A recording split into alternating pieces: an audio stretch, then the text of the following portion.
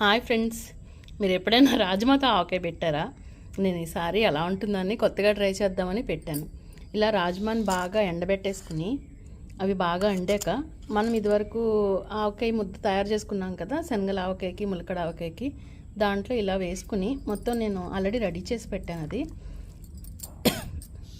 Ready చేసి పెట్టుకున్న దాంట్లో ఇలా బాగా కలిపేసుకుని ఇలా చేసుకుంటే ఇది మనకి ఒక నెల అయినా అట్లీస్ట్ 3 months అయినా పాడవకుండా ఉంటుంది.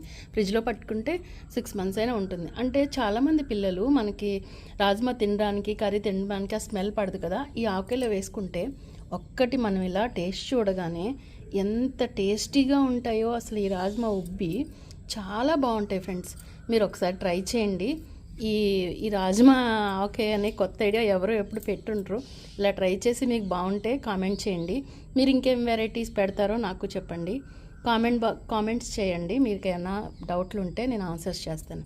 Thank you friends. Please watch my videos, like, share, subscribe my videos. Thank you friends.